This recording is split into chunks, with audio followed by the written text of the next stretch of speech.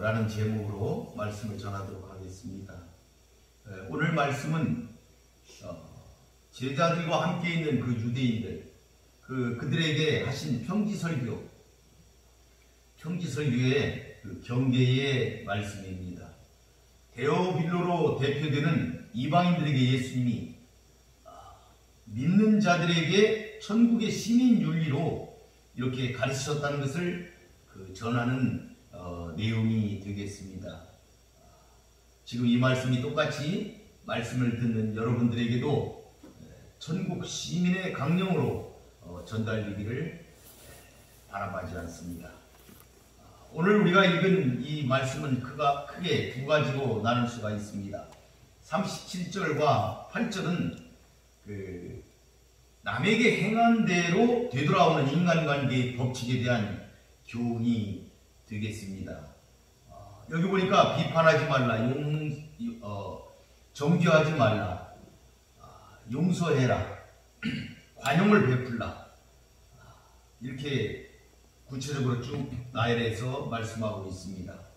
남을 판단하는 그 잣대로 자신도 역시 판단을 받는다, 이런 내용이 37절, 8절에 기록이 되어 있고, 39절에서부터 42절까지는 그러면 왜 남을 판단하지 말아야 되는가 하는 비유를 들어가지고 예수님께서 세 가지로 말씀을 하셨습니다. 맹인의 비유, 또 제자와 선생의 비유, 그리고 들보와 티의 비유를 통해서 남을 왜 비판치 말아야 되는가 하는 것을 말씀한 그런 교훈의 말씀이라고 볼 수가 있습니다. 37절을 먼저 한번 들어가 보도록 하겠습니다. 여기 보니까 비판하지 말라, 그리하면 너희가 비판을 받지 않을 것이요, 정죄하지 말라, 그리하면 너희가 정죄를 받지 않을 것이요, 용서하라, 그리하면 너희가 용서를 받을 것이요, 이렇게 시작하고 있습니다. 이 말씀은 여기를 보니까 37절, 8절까지 보게 되면은 자신에게 되돌아오는 것, 인간관계라는 것은 자기가 행한 대로 자신에게 되돌아온다 하는 인간관계의 그 법칙에 대한 교훈을 주고 있는데, 어떻게 주고 있냐? 두 개의 부정적인 금지명령, 하지 마라, 하지 마라, 또 두 개의 긍정명령, 하라, 하라, 이렇게 네 개로 구성이 되어 있습니다. 8절까지를 말씀드리는 겁니다. 38절까지를.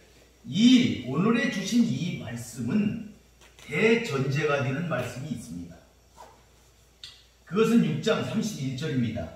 남에게 대접을 받고자 하는 대로 너희도 남을 대접하라. 신약의 황금률이라고 말하고 있습니다. 이 황금률로 대변되는 대전제에 되는 예수님의 가르침, 이 가르침을 지금 풀어서 설명하고 있는 것입니다. 이러한 가르침, 남에게 대접을 받고자 하는 대로 너도 남을 대접하라, 이 말씀을 풀어서 지금 인간관계 속에서 남에게 행한 대로 자신에게 되돌아오는 이 원리에 대해서 예수님이 지금 설명하고 있습니다. 첫 번째는 뭐라고 그랬느냐? 비판하지 말라. 짧고 강력한 부정명령입니다. 특히 본문은 지금까지 습관적으로 계속해왔던 비판하는 일을 당장 그만두고 비판을 금하는 새로운 생활 기준을 가지는 촉구의 말씀입니다. 예수께서 말씀하시는 비판은 옳고 그름을 판단하는 정당한 비판을 비판하는 것이 아닙니다. 이러한 판단은 오히려 장려되어야 하며 예수님도 친히 행하셨습니다. 본문에서 금하는 판단은 이해심이나 동정심이 전혀 없이 상대방을 근거 없이 헐뜯고 절대 공의로 재판권을 행사하시는 하나님과 같은 위치, 그런 위치에서 다른 사람을 정죄하는 교만한 태도를 가리키고 있는 것입니다. 그러니까 비판에도 긍휼이 있어야 되고 비판에도 자비와 이해심이 있어야 된다, 이런 말씀을 하고 계시는 것입니다. 자기가 마치 하나님처럼 행하는 것, 하나님 같은 위치에서 판단하고 남을 비판하는 문제에 대해서 지금 지적하고 계시는 것입니다. 이러한 행동은 필연적으로 비판한 자에 대해서 하나님의 심판을 불러올 것이라는 것을 분명하게 본문은 말씀하고 있습니다. 무책임하게 형제를 비판하는 자들에게 하나님의 심판한다는 이 사실은 어떻게 기록되어 있느냐? 신적 수동태로 기록이 되어 있습니다. 그렇다면 이렇게 비판하는 자들을 판단하시고 정죄하시는 분은 바로 공의로우신 하나님이시다 하는 것을 본문은 잘 말해주고 있습니다. 두 번째 금지 명령은 정죄하지 말라. 이 말씀은 첫 번째 주어진 비판하지 말라는 말씀보다 한 단계 더 진보된 명령으로 볼 수가 있습니다. 왜냐하면 정죄라는 단어는 불리한 판결을 내리다 또는 유죄를 선고하다 이런 뜻으로 사용되고 있기 때문입니다. 고전 헬라 문헌에서 비판하다 이런 말은 내적인 것입니다. 개인적인 차원에서 하는 것입니다. 그런데 정죄하다 이런 것은 외형적이고 공적인 일입니다. 이거는 유죄 선언을 하는 유죄 선언에 죄가 있다고 하는 유죄 선언에 강조점이 있는 것입니다. 즉 다른 사람들에게 유죄를 선언해서는 안 된다는 명령인 것입니다. 왜 그러냐면 이것은 하나님만이 할 수 있는 일이기 때문입니다.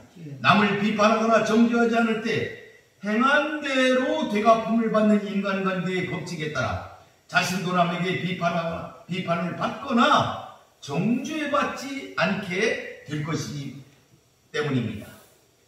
그래서 정죄하지 말라. 정죄하지 말라. 이렇게 주님은 우리들에게 명령하고 있습니다. 세 번째는 긍정명령입니다.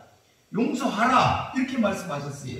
아멘. 이 용서라는 것은 속박에서 벗어나 자유롭게 해주라 이런 말입니다. 다시 말하면 다른 사람이 저지른 잘못을 용서해 주라 이런 명령입니다. 예수님께서는 이렇게 어떤 사람이 제자들에게 잘못을 저질렀다면 너그럽게 그 잘못에 대해 용서하라고 명령하시고 아울러 만약 그렇게 행한다면 그 용서함으로 인해 자신도 용서받을 것이라는 것을 말씀하고 계십니다. 아멘. 여기 후자의 이 용서라는 것은 사람들의 용서도 있겠지만 궁극적으로 하나님이 용서해 주신다는 약속의 의미를 담고 있습니다. 아멘. 그러면 본문에서 누구를 용서한다는 말인가? 어떤 것에 대해서만 용서를 하라는 말인가? 하는 생각을 할 수가 있는데 이 말씀에 보니까 제한을 두지 않는 무제한적인 용서를 말씀하고 있습니다. 매우 놀라운 명령입니다.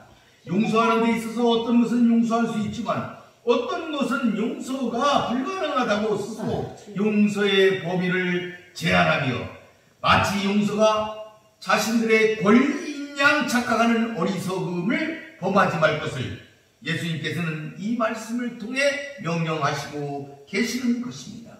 용서는 권리가 아닌 의무라는 것을 말씀하고 계시는 것입니다. 실로 하나님의 무한하신 자비로 인해 범죄하여 죽을 수밖에 없는 나 같은 죄인이 죄의 용서함을 받고 영생의 구원을 얻었다는 사실을 생각한다면 우리가 용서치 못할 일은 없다는 것을 우리는 스스로 깨달을 수가 있습니다. 아멘. 주님도 이렇게 무조건 용서하셨음을 우리는 잘 기억하시기를 바라겠습니다. 아멘. 38절에 보니까 주라 그리하면 너희에게 줄 것이요 곧 부인이여 누르고 흔들어 넘치도록 하여 너희에게 안겨주리라. 너희가 헤아리는 그 헤아림으로 너희도 헤아림을 도로 받을 것이니라. 아멘. 네 번째 긍정 명령은 주라는 것입니다. 주라. 재지 말고 주라. 따지지 말고 주라. 이런 말씀이 되겠습니다. 주라는 명령 역시 용서의 명령과 같이 어떠한 제한된 범위를 가지고 있지 않습니다. 어떤 것이든 자기의 소유의 어떤 것이든 무조건 타인들에게 줄 것을 명령하고 계십니다. 주라는 얘기는 물질만을 주라는 얘기가 아닙니다. 사랑과 용서를 주라는 얘기가 되겠습니다. 아멘. 이러한 명령에 순종하는 사람은 반드시 하나님으로부터 인정을 받게 된다는 것을 그 다음에 분명하게 하나님은 말씀하고 계십니다. 예수님께서는 무조건으로 주는 자에게 임하는 축복을 설명을 했는데 곡물 매매 현장에서 볼 수 있는 매우 독특한 말씀을 하고 계신 것을 볼 수가 있습니다. 어떤 용기에 곡식을 담았습니다. 그것을 더 많이 담기 위해서 누르고 흔들어 가득 채우는 이와 같은 모습을 통하여서 하나님이 우리가 용서할 때, 우리가 남에게 줄 때 어떻게 우리에게 보답하시는지를 아주 선명하게 잘 표현하면서 나타내 보이시고 있습니다. 넘치도록 주시겠다, 이렇게 말씀하고 있습니다. 이 동사는 신적 수동태입니다. 누가 이렇게 한다는 것이냐? 하나님이 하신다는 얘기가 되겠습니다. 곡식에 그릇이 이미 채워져 있음에도 불구하고 다시 넘치게 그 위에 담아서 흔들어서 그렇게 주신다는 것입니다. 이렇게 하시는 분은 분명 하나님이십니다.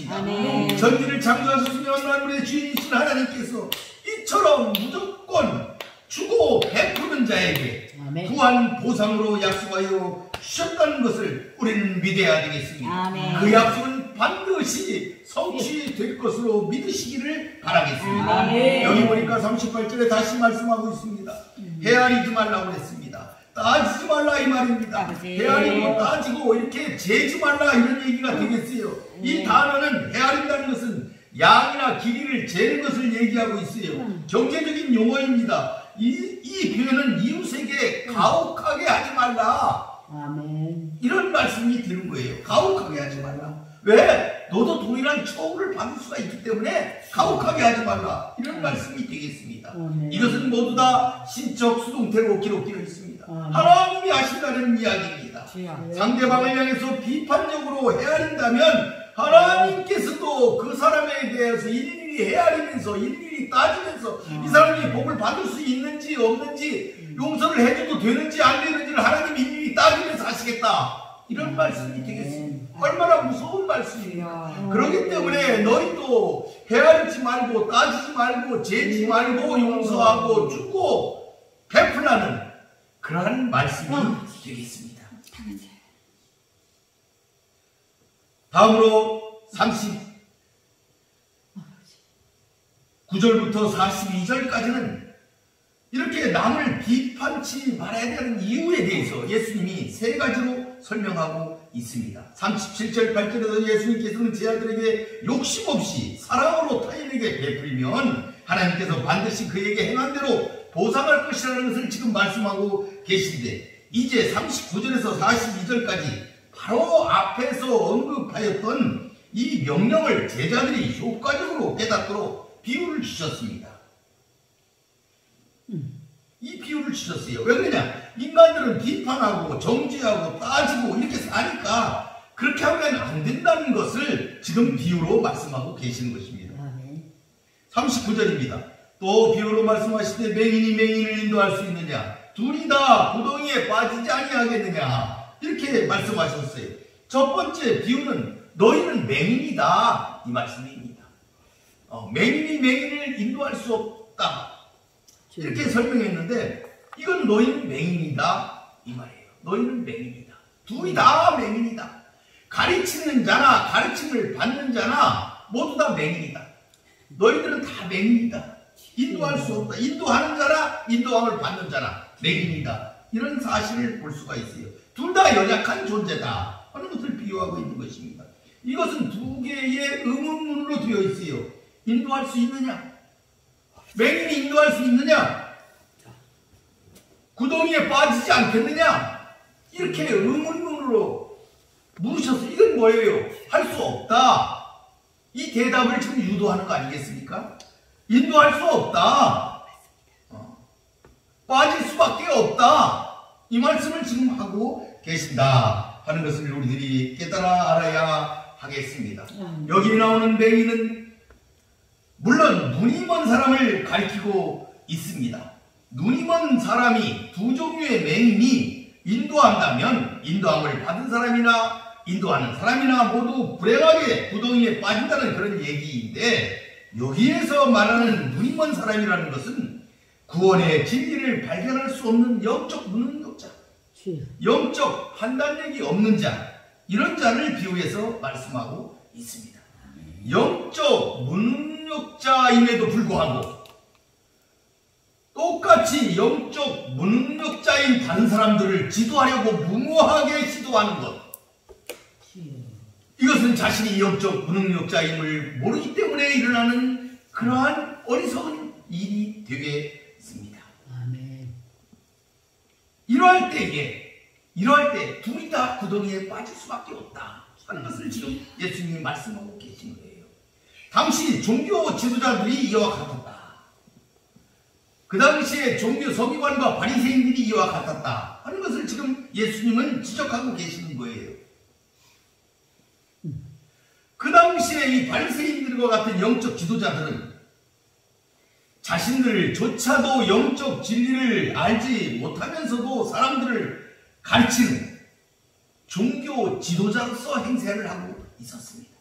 그들은 영적 진리와는 거리가 먼 사람들이었지만 스스로는 훌륭한 종교인이라고 생각하고 남들을 지도하는 위치에 서고자 하였습니다. 이것은 1차적으로 영적 교만에서 비롯된 것입니다. 영적으로 교만하게 되면 영적 진리를 발견할 수가 없게 된다는 것입니다. 영적 교만한 자들에게서 볼 수 있는 현상이다, 이런 말이 되겠어요. 우리는 우리가 어떤 자신에 속하여 있는지를 살펴볼 필요가 있습니다. 우리도 교만하지 말아야겠습니다. 가르치려 드는 것, 남을 비판하는 것, 남을 정죄하는 것, 이것은 영적으로 맹인이기 때문에 그런 일이 벌어지고 있다. 무능력하기 때문에, 자신은 무능력한 걸 알지 못하기 때문에 이런 일이 벌어지고 있다. 너희들은 다 맹인이다. 그러므로 남들을 인도하려고 하지 마라. 자신의 형편을 먼저 깨달아라, 이런 말씀이 되겠어요. 왜 그러냐면, 그렇지 않으면 너희들은 다 구덩이에 빠진다, 죽음에 이른다, 멸망에 이른다, 이런 얘기가 되겠어요.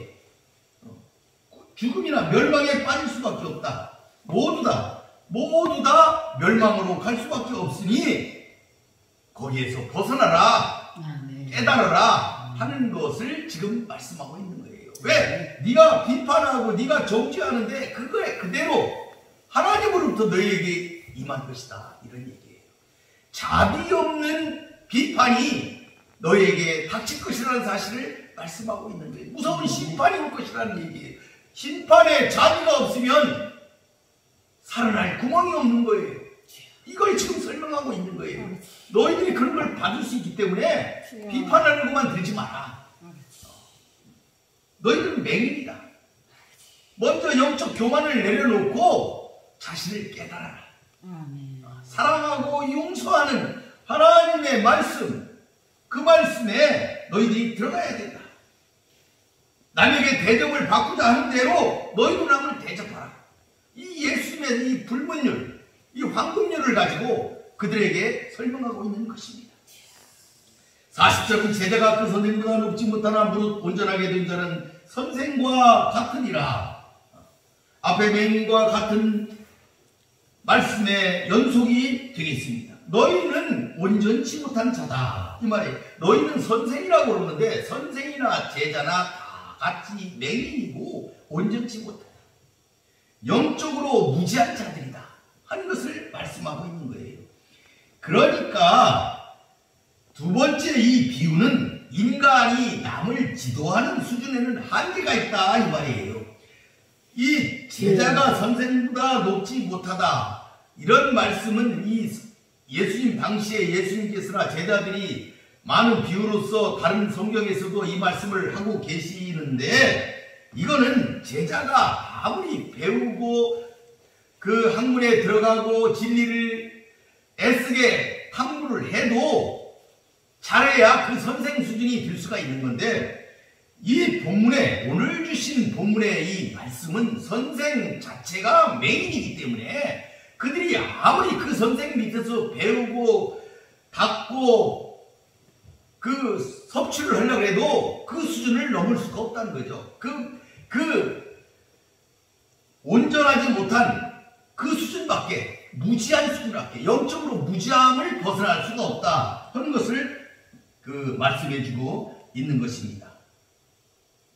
그러니까 이 바리새인들의 제자들 역시 그 스승과 마찬가지로 영적 진리의 핵심에 이르지 못해서 구원의 대열에서 멀어질 수밖에 없다 하는 것을 잘 설명하고 있습니다. 세 번째는 어찌하여 형제의 눈 속에 있는 티는 보고 내 눈 속에 있는 들보는 깨닫지 못하느냐 이렇게 말씀하고 있습니다.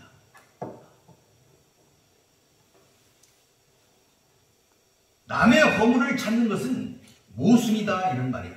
남의 허물을 찾는 것이 모순이다. 왜? 네 속에는 더 큰 것이 들어있기 때문에 남의 허물만을 찾는 것은 모순이다. 그런 세 번째 비유가 되겠습니다. 이 세 번째 비유는 티와 들보의 비유, 남을 비판하는 것, 남의 눈 속에 있는 티만 찾는 것. 그 의미는 누구나 갖고 있는 연약한 인간의 약점과 한계를 자기한테서는 안 찾고 남한테서만 찾으려는 모순된 태도를 지금 지적하고 있는 것입니다. 이것을 강력하게 금지하고 있는 명령입니다. 42절에 보니까 쭉 보니까 이렇게 쓰여 너는 내 눈 속에 있는 들보를 보지 못하면서 어찌하여 형제에게 말하기를 형제여 나로 내 눈 속에 있는 티를 빼게 하라 할 수 있느냐. 의식하는 자여 먼저 내 눈 속에 들보를 빼라. 그 후에 밝히 보고 형제의 눈 속에 있는 티를 빼리라. 본문에서 이 말을 하는 자들은 이렇게 남들에게 티가 있다고 남들을 지적하는 이런 자들은 자신이 더 큰 결점을 가지고 있는 것을 미처 깨닫지 못하는 자들입니다. 그런데 작은 결점을 지닌 자들을 향해서 조롱하고 경멸하는 투로 말하고 있음을 나타내기 위해서 이러한 표현을 지금 사용하여 말씀하고 계시는 것입니다. 이러한 주님의 지적은 1차적으로 당시의 율법의 잣대로 남이 조금만 율법을 어겨도 정죄하고 비판하게 바꾸면서도 정작 자기 자신들은 하나님 말씀 그 자체를 정면으로 위반하였던 바리새인들을 염두에 두고 하신 말씀입니다. 우리는 이러한 주님의 말씀 앞에서 타인의 잘못을 지적하고 정죄하기보다는 우리의 잘못부터 먼저 살펴보고 인정하는 겸허함을 보여야 할 것입니다. 이러한 자들에게 예수님은 외식하는 자요 이렇게 말씀하고 계십니다. 외식하는 자. 외식이라는 것은 연극이라는 문자적 의미를 가지고 있습니다. 연극이 무엇입니까? 가상의 어떤 일들을 가지고 사건을 무대 위에서 남에게 보이기 위해서 하는 것이 아니겠습니까? 남들에게 보이기 위해서 구제하는 것, 남들의 보이기 위해서 기도하는 것, 남들의 보이기 위해서 금식하는 것을 의식하는 자라고 예수님은 마태복음 6장에서도 말씀하고 계십니다. 이처럼 자신도 맹인이면서 자신도 영적으로 무지한 자이면서 자기도 더 큰 죄 속에 있는 자이면서도 불구하고 남들에게 보이기 위하여 행하는 이러한 모든 일들, 비판이나 정죄 이런 같은 것은 허위이고 거짓이다 하는 것을 말씀하고 있어요. 자신의 죄를 깨닫지도 회개치도 못하면서 무책임하게 남의 허물을 들추어내 비판하는 이러한 자들의 그릇됨을 지적하기 위한 말씀으로 보입니다. 예수님께서는 이러한 자들을 진실성이 결여된 자다, 거짓된 자다, 위선자다, 그래서 그들에게 외식하는 자라고 그들을 책망하고 있는 것입니다. 예수님께서는 형제의 결점을 제거하도록 충고하는 일, 그 자체를 결코 잘못된 일이라고 말씀하시는 것이 아닙니다. 단지 자신은 눈에 들보 더 큰 허물이 있는데 아무 사랑도 없이 무책임하게 형제를 비난하는 태도의 그릇됨을 지적하시면서 먼저 자신의 죄를 회개하고 형제를 사랑하는 마음을 가질 것을 촉구하는 그런 말씀이 되겠습니다. 그래서 예수님께서는 그 밑에 밝히 봐라. 네가 밝히 보고 뭐를 밝히? 자신을 먼저 밝히 보고 이렇게 말씀했어요. 밝히 본 후에 그 다음에 남들을 한번 바라봐라. 이렇게 예수님이 말씀하고 계시는 것입니다. 자신의 죄를 먼저 회개하고 돌이키고 자신의 들보를 먼저 빼내고 그리고 남들을 봐라. 이런 말씀이 되겠습니다.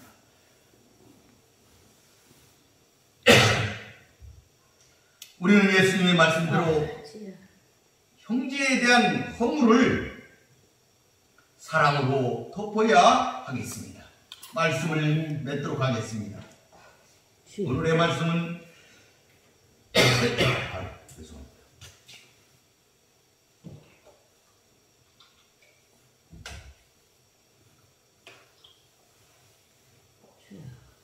남에게 행한 대로 되돌아오는 인간관계의 법칙에 대한 교훈이 되겠습니다. 이 말씀은 제 대전제가 되는 말씀이 있습니다. 남에게 대접을 받고자 하는 대로 남을 대접하라. 이 황금률을 잘 설명하는 가르침이라고 볼 수가 있습니다. 그래서 오늘 말씀에서는 남을 비판하거나 정죄치 않으면 자기 자신도 당하지 않을 것이라는 말씀, 남을 용서해야 자신도 용서받을 수 있다는 말씀, 남에게 관용을 베풀어야 자신도 관용을 받을 수 있다는 그런 말씀, 남을 판단하는 그 잣대로 자신 역시 판단을 받을 것이라는 그런 말씀이 되겠습니다. 행한 대로 되돌아온다는 말씀입니다. 누구로부터 옵니까?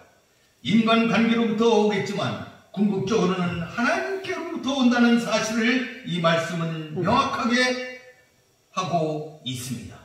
그러므로 남을 비판하지 말아야 되는 이유에 대해서 세 가지로 비유를 들어 말씀했어요. 맹인이 맹인을 인도할 수 없다. 너희는 다 맹인이다. 영적으로 무지한 자다. 판단력이 없는 거 아니냐, 이렇게 말씀하시고, 두 번째로 제자가 아무리 온전케 되어도 선생과 같을 뿐이다, 이렇게 말씀하시면서 영적으로 무지한 선생들에게 배운 그 제자들 역시 마찬가지다 하는 것을 두 번째 비유를 통하여 말씀하고 있으며, 세 번째는 들보와 티를 통하여서 더 큰 죄 속에 있는 자의 모순을 잘 설명하고 있습니다. 그것이 위선자임을 예수님은 말씀을 통하여 우리에게 잘 설명하고 있습니다. 사랑하는 성도 여러분, 우리는 이 땅을 살면서 남을 판단하지 맙시다. 남을 비판하지 맙시다. 남을 정죄하지 맙시다. 거저 줍시다. 헤아리지 맙시다. 범죄한 아담과 하와에게 하나님이 치마로 수치를 덮어준 것처럼 우리도 남의 허물을 덮어줍시다. 그것이 그렇게 해야만이, 그것이 우리에게 유익이 있기 때문이에 예수님께서는 우리에게 이렇게 말씀하고 계신 것입니다. 그리고 남을 가르치려 들지 맙시다. 우리는 영적 교만을 버려야 됩니다. 그래야 바리새인처럼 되지 않습니다. 이해하고 사랑하며 용서하며 살도록 합시다. 예수님은 전국 시민의 윤리로 이 말씀을 우리에게 가르치셨습니다. 그리고 예수님은 그렇게 행동하시며 살으셨습니다. 위로하고 치유하고 회복시키며 예수님은 사셨습니다. 우리도 그렇게 사십시다. 어렵고 혼돈된 세상이지만 따뜻한 마음으로 하루하루 승리하며 사시기를 축원드리겠습니다. 말씀을 마치도록 하겠습니다. 기도하겠습니다. 고맙고 감사하신 여호와 아버지 하나님, 감사합니다. 오늘 우리 예수님의 거룩한 말씀을 가지고 서로 나누었습니다. 우리 예수님의 말씀대로 사랑하며 용서하며 살게 하여 주시옵소서. 우리들이 행한 대로 우리들에게 되돌아온다는 인간관계의 이 원리를 예수님이 우리에게 잘 설명하신 것을 우리가 들었습니다. 예수님의 말씀을 순종하며 살아가서 끝내 승리하는 사랑하는 교우들이 되게 하여 주시옵소서. 주께서 이 어두운 세상에서 하나님의 말씀으로 빛을 삼아 살아가는 귀한 승리의 성도들이 되게 하여 주시옵소서. 예수님의 이름으로 기도 올리나이다.